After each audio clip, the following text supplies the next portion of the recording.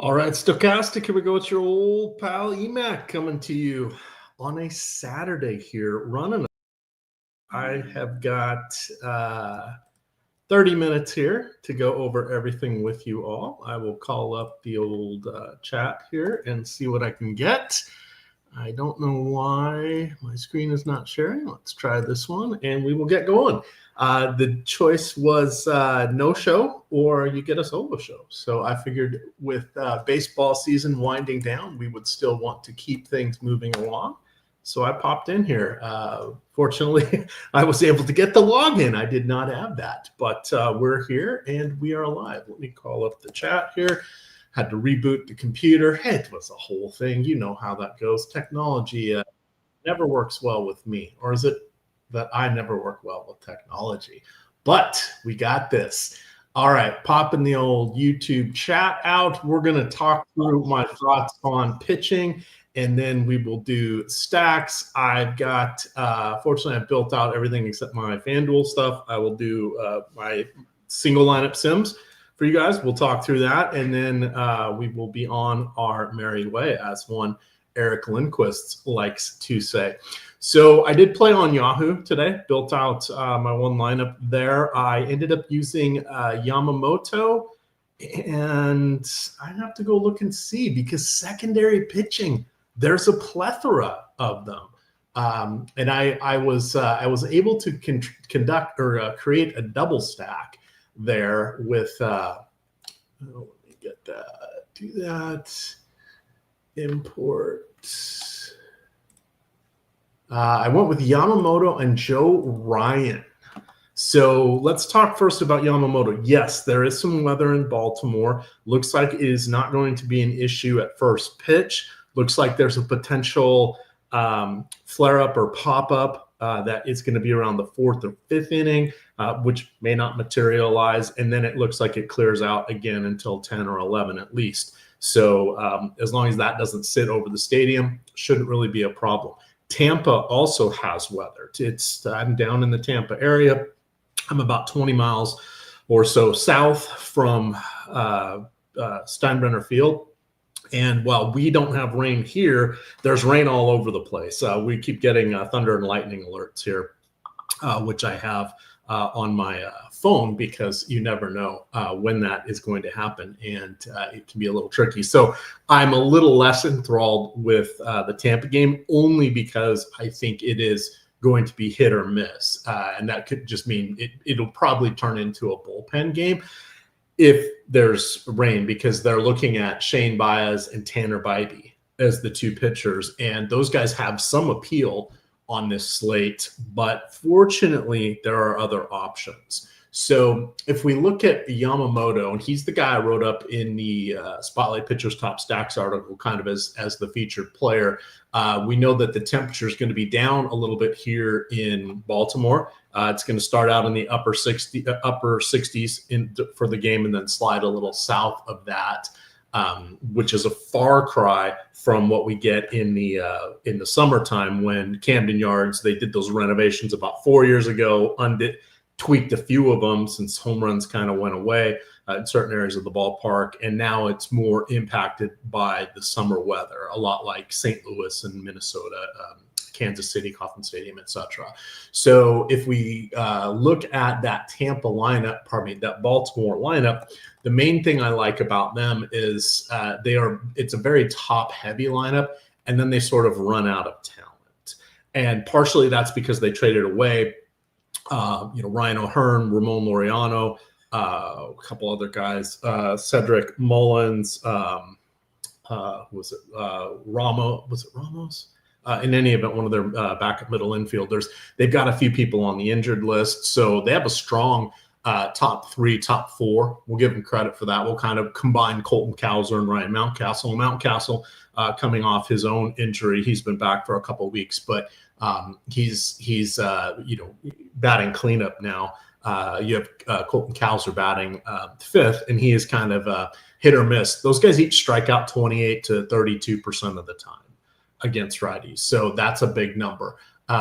We've seen Yamamoto increase his strikeout rate up to almost 29% this season. It was in the almost 28 last year. So borderline well, I would call that elite. Anything kind of above 28% is elite. So he is someone I'm interested in. That just means, Gunnar Henderson, Jeremiah Jackson, Jackson Holiday are going to be the guys he has to worry about. And of course, Holiday and Jackson are relatively new to the league. So I like the advantage going for him. So he is my top pitcher. Joe Ryan is, I don't know that he's next, but on the two pitcher side, I was able to get the funds to get him. He is not quite carrying the popularity that one would think on DraftKings, but we can see here, if we look at the top pitchers tool, it's kind of flat. Aside from Yamamoto and then JT Ginn. And the JT Ginn we'll talk about him specifically, but his is kind of a pricing thing. Plus he's out of West Sacramento tonight. So for me, I ended up going with Joe Ryan. He is still throwing I expect him in the 90 to 95 pitches as kind of his baseline. Minnesota doesn't really have anything to play for, but he has gone, I want to say, I think he had 100 pitches in one of his last two starts. So will probably wind down throughout the season, but I expect one more reasonable start. The key thing why I put him in my lineup was Bobby Witt Jr. is not in the Kansas City lineup. Now, the one thing to call out about the Kansas City lineup, they strike out a lot more this year than they have the last 2 years, but they have a lot of lineup turnover. However, tonight, they have just 15% strikeout rate in their lineup against righties. Well, why is that? Well, major changes when you've got Mike Yastrzemski, who came over from the Giants at the trade deadline. Miguel Garcia and Vinny Pasquantino do a pretty good job of not striking out against righties. You've got Adam Frazier in there. He hasn't been on the team, for a lot. And then Nick Lofton and Joe Caglione, they don't strike out a lot either. The back half the lineup here, almost no power. Frazier, Caglione, Lofton, Jensen, and Kyle Isabel, they just combined have about an 80 WRC or 80 ISO, isolated power. So that to me makes Ryan somewhat appealing tonight.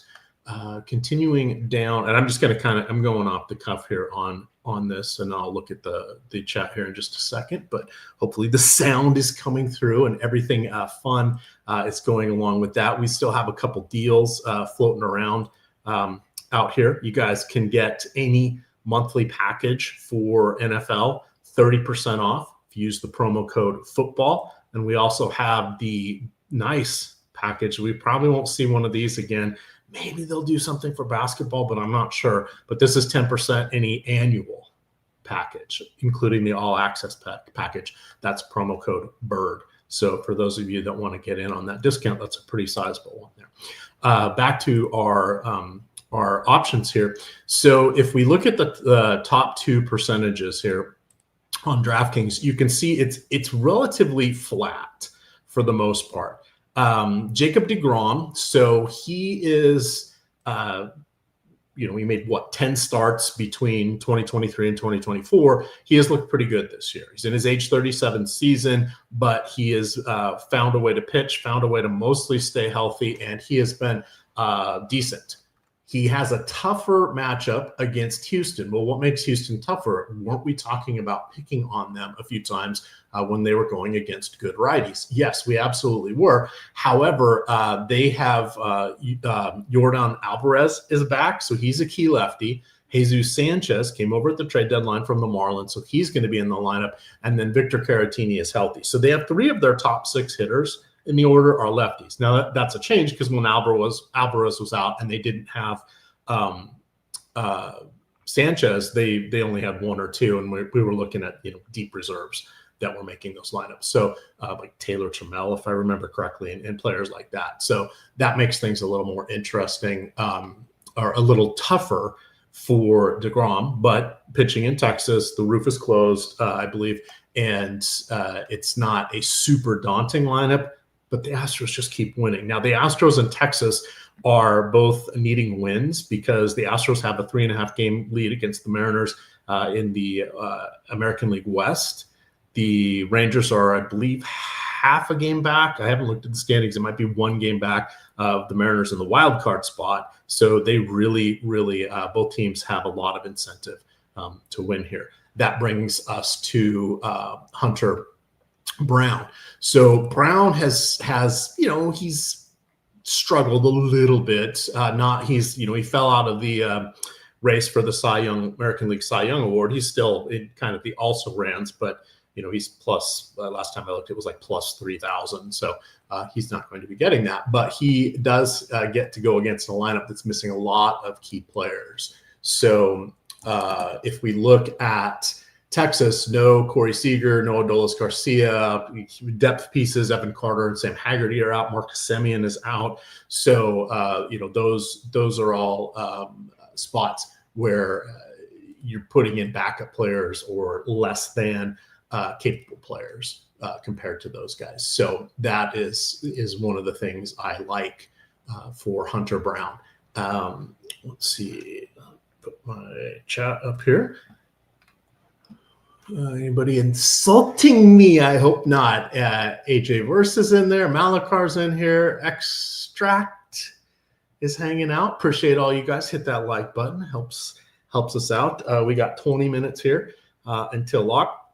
UC Kikuchi. All right. Why is Kikuchi popping up here? Well, we can see that he's not really that much ahead of everybody else. Salary is helpful. He's taking on the West Sacramento Athletics. So they're out of Sutter Health Park, which the Athletics have power that travels with them. They are pretty good at that. Kikuchi is appealing because he has elevated strikeouts. He also tends to have issues with fly balls. When the Marine Lair is able to come in, that helps him in Atlanta, helped him when he was pitching in Seattle. He's kind of a guy that needs a bit of an expansive outfield to maintain his full value, but the strikeouts there are kind of nice. I was the, shall we say, idiot that recommended Jose Soriano last night. I liked his heavy ground ball rate. He got his ass kicked for the second time in a month by the A's. So the A's are still formidable, but they're carrying a lot of strikeouts here. Nick Kurtz, the rookie, strikes out 35% of the time. Colby Thomas batting cleanup, he strikes out 43% of the time. And then Tyler Soderstrom, 28%. They've got Zach Geloff and Lawrence Butler in there, which means someone is sitting and it's not popping out to me immediately, but that is, an okay spot. I don't think I would build a Yahoo lineup around him, or probably a FanDuel lineup around him, but there is merit for Kikuchi as an SP2. We talked a little bit about the weather there for Shane Baz going against the Guardians. If you want to roll the dice on that, I'm more worried about an in-game delay. Ultimately, they're going to play this tonight. They could never see rain. They could see one 10-minute outburst or downpour, and it's over. This is just what it is in Florida, pretty much from May through October. It's just microbursts everywhere. If we look at the lineup that's coming out here for Tampa, sadly, Bellman's not here, but because I would love to get his thoughts on George Valera, who is batting third tonight. He has 3 plate appearances this season against right-handed pitching, but they really kind of are a top 4 in the order. I was not expecting Valera there, but he's sort of supplanted. He's kind of knocked down Kyle Manzardo, who has then pushed down Daniel Schneemann. So that is, they're going with as many lefties as they can there. That makes things a little bit tougher for Shane Baz, who has given up lefty power this season. Baz does have pretty decent strikeout stuff in that 24-25% range, which is pretty good for a starter, but he has had a lot of meltdowns, and Steinbrenner Field, not exactly the best park. It's still very hot and humid here in Tampa, so that is going to boost the offenses. Last guy, a lot of guys still, I guess. Trevor Rogers, been pitching well. He has earned his salary. He's got to go against the Dodgers. Dodgers have a little bit of a different lineup tonight. Ohtani's leading off. Let me see if I had that updated. Alex Call batting 5th. Was the one that kind of surprised me a little bit there. He came over from the Washington Nationals in a trade for a couple of pitching prospects. Call sort of floated around with Cleveland, Washington. He even still has minor league options because he hasn't been up in the pros that much. I think this is his age 30 season, but he is kind of cheap. So he made things work for me on Yahoo. I played him there, but I'm not really into the rest of the Dodgers. I respect Trevor Rogers enough. I don't want to go against the Dodgers, though. So that kind of makes that part of it pretty easy for me. If we look at Hunter Waltrip, he's going against the Hurston Waltrip. Sorry, Hunter on the brain there. He is going against the Seattle offense. Seattle offense has been struggling, but remember, they are much better away from T-Mobile Park. They do carry 3 heavy strikeout guys at the top in Randy Arozarena, Kyle Raleigh, and Eugenio Suarez, but those guys all have power, as do the top 6 in the order. The top 6 averages about a 220 isolated power against righties. That is a tough ask to play Waltrip. I think he's okay as an SP2. I might build one of my 6 lineups with him on FanDuel. We'll see when we get there. Lucas Giolito. He's had a couple good starts. The thoughts on him, he's a decent veteran. He is going against an Arizona squad that, despite trading away Eugenio Suarez, Josh Naylor, and who else? Randall Grichuk, they have the 5th most runs scored over the last month. So they're still getting it done. They're a very top-heavy offense, and so I think that's kind of a both-siders for you. I have a little bit more of a belief in Lucas Giolito. His career has been all over the place, from absolutely we pick on him to he allows the most home runs. And, he had, I bet if we go back over the last 2 seasons, he is probably in the top 5 for home runs allowed, but he also has decent strikeout stuff. So for me, that was kind of a both sides there. I was surprised that gamers are not really, and the tools and the rest of the industry is not going there. Instead, they are going to JT Ginn. So Ginn, 5,800 on DraftKings, totally makes sense as an SP2. I'm not particularly enthralled on the single pitcher site to get him. I didn't want to play him on my Yahoo lineup. I ended up having enough money to get up to Joe Ryan. It was not that much of a stretch. The pricing's different over there. But once I started digging into just looking at that sea of green for let me get back to my page here, for the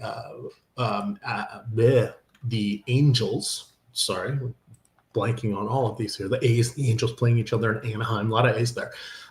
You get Neto, Trout, Moncada, Ward, Adele. Those guys all have a 200 plus ISO this season, as well as 335 plus WOBA. Their ex-WOBAs are all close to 360 to 390. So that is a tough ask for JT Ginn. The big thing on Ginn is he has allowed more than his share of home runs this year. Part of that is due to pitching in Sutter Health Park. His road numbers have been better. He has adequate strikeout stuff. This year he's got a 26.5% rate. I believe this is his 2nd year in the league. Last year, very small sample size, 141 plate appearances. He only had a 20.6% strikeout rate. I get it. He's going against a mostly right-handed lineup that has a 26% strikeout rate against righties this season. Understand it. It's cheap. Don't feel good about it. But that this is kind of an all-sideser game here in Anaheim.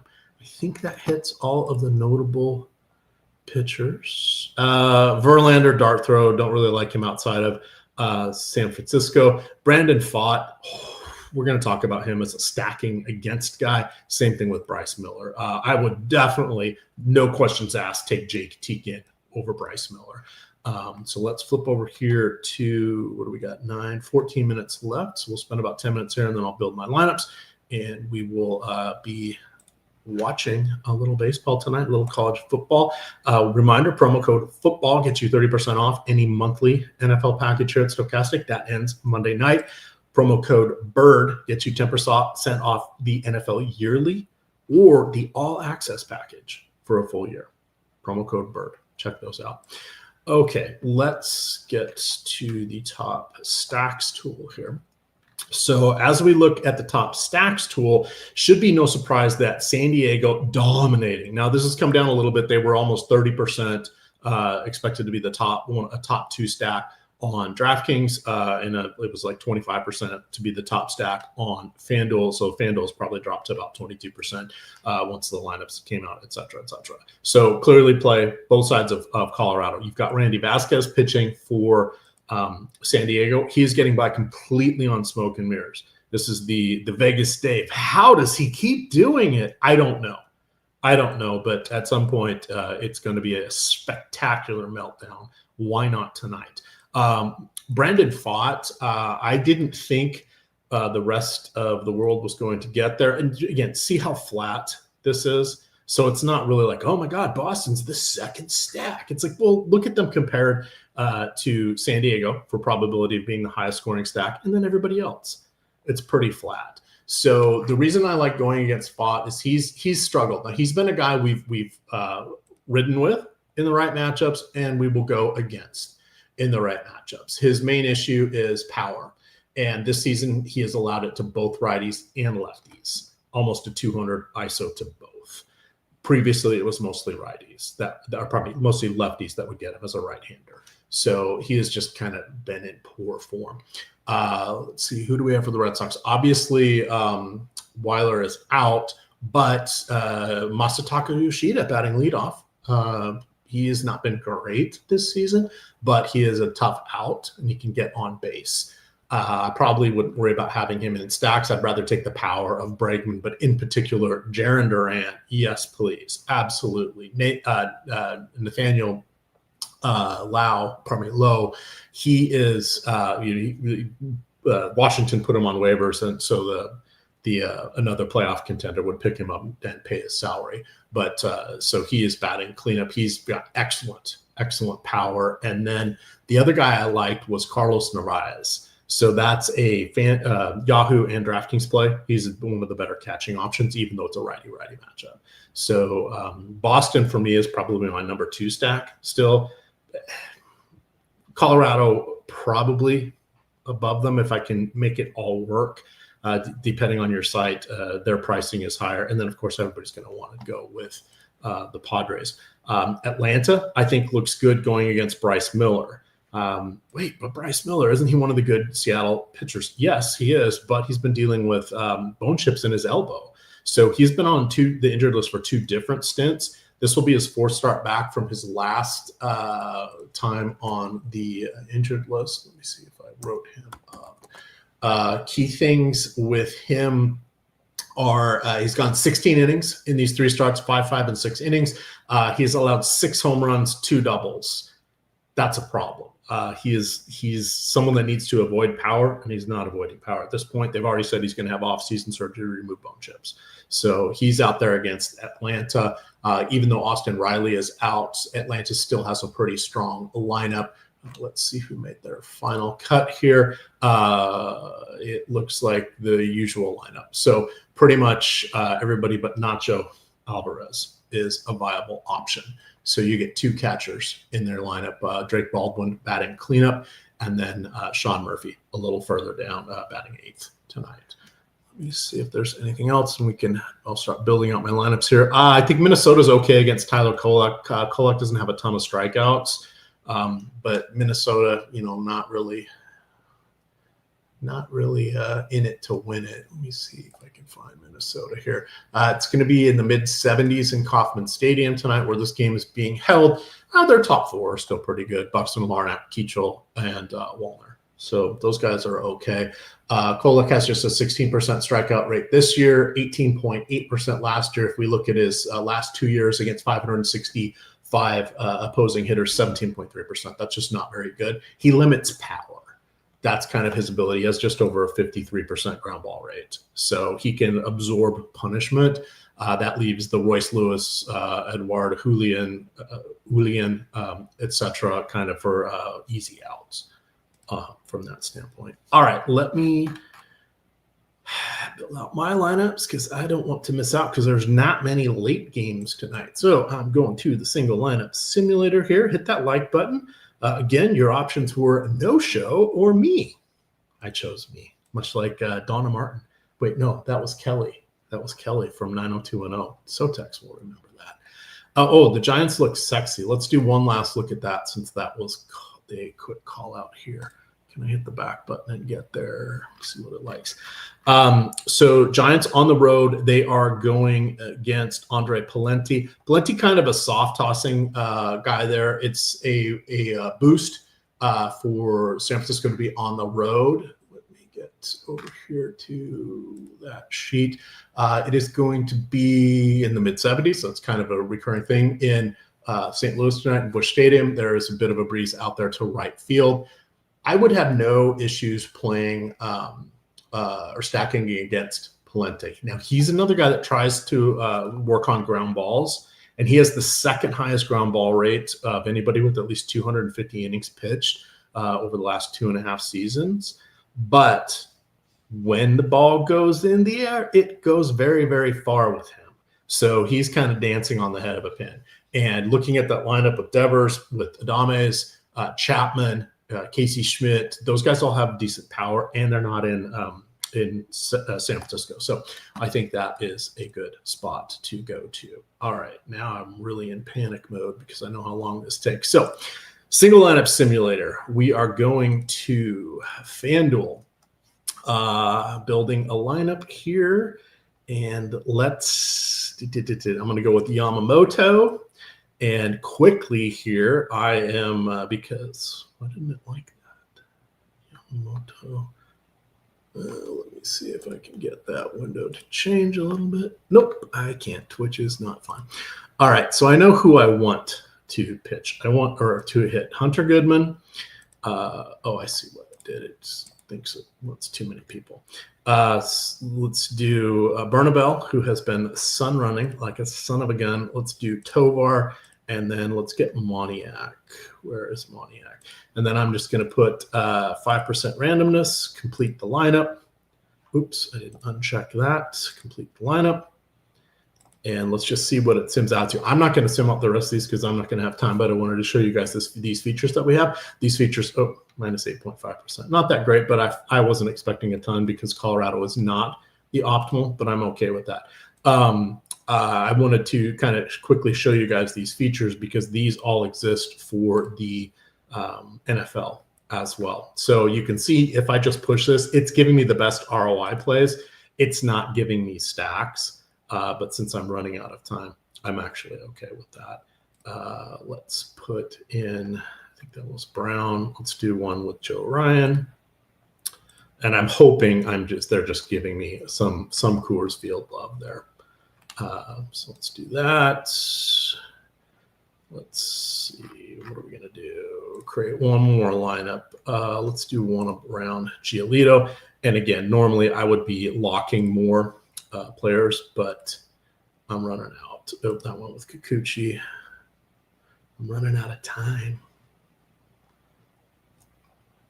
Okay, well, see, it loves Kikuchi.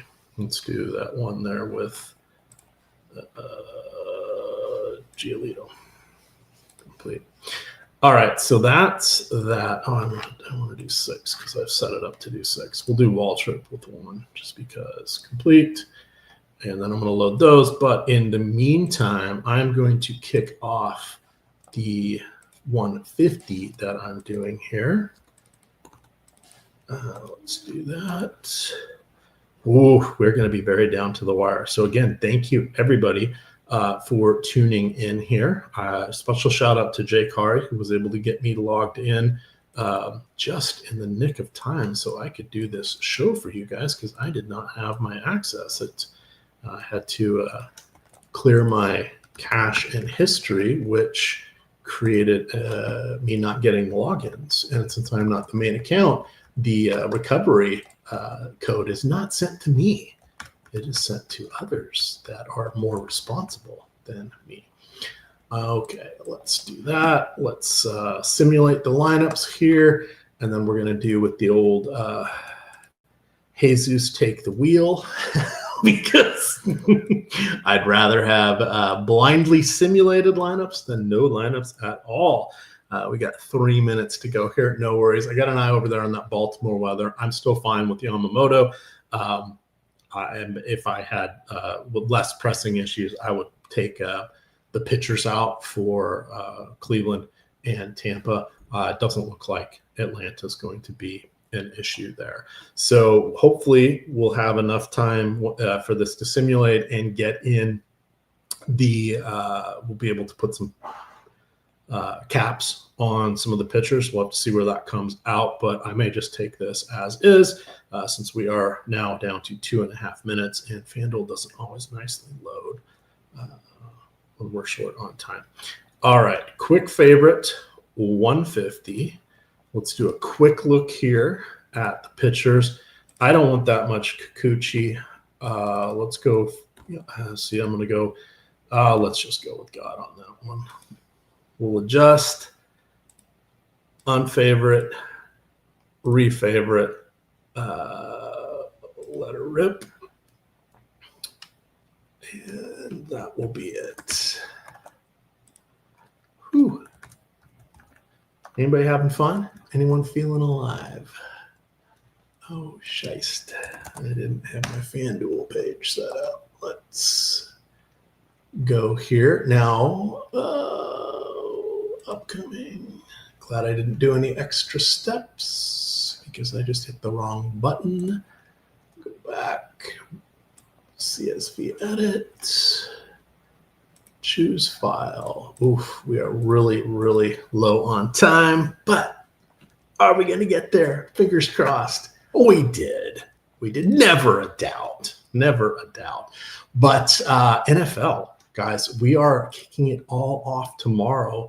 It's shaping up to be a fun week one. Already some random stuff. What's going to happen with Christian McCaffrey suddenly popping up with an injury? Christian Kirk not playing. Also injured here at the last second. We saw Xavier Worthy go down last night. That wasn't fun for those of us that drafted a ton of him in best ball. But let's see what time the show is on tomorrow. We are live at 9:15, probably at 9, with Greg Ehrenberg. He is doing a very special contest. You're going to want to tune in because he is giving away some owner's box tickets for their flagship tournament. He will be on for about 40 minutes. That will then be followed up by Dave and Dave. I call him Dave. Laffy _D over there on Twitter. That would be Dave Lochran. He and Ben Rossa will be breaking down the main slate as they typically do. And then new combo for Live Before Lock. It is going to be Eric Lindquist and Spags. So Chris Spags, he was over here when we first started out as Osmo. He has done a few things off on the side, but he has always kind of been part of the extended family here. So he will be doing a fair amount of NFL show content for us, in addition to his shows over there on the Splash Play YouTube channel. And then you get me and Bellman for Sunday Night Football. We are again on the schedule for this season. I believe it is going to be Spags and Greg on Mondays, and maybe it's Laffy and Greg on Thursdays, or that could be flipped. But those are going to be the guys that cover the weekday Live Before Lock Island games. Whew. All right, getting on out of here. Thank you, everybody, for tuning in. Appreciate you guys. So didn't want to leave you without a show. So we got the quick abbreviated one. But with that, gamers, you can follow me at EMAC DFS. Of course, it is Stokastic _COM. And good luck tonight.